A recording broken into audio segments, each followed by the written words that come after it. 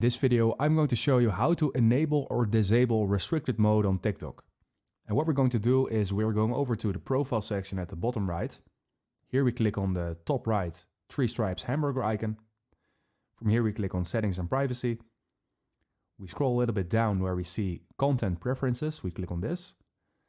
And in here you see restricted mode.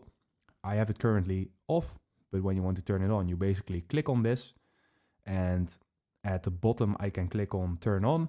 And what does restricted mode do? Well, limit content that may not be comfortable for all audiences.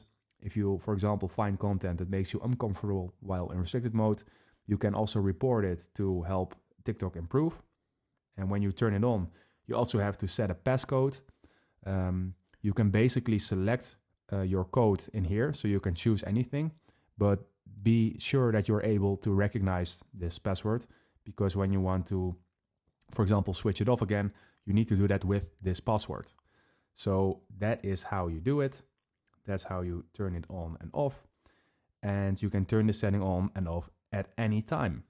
So if this video helped you out, please leave a like and consider subscribing, and then I see you in the next one.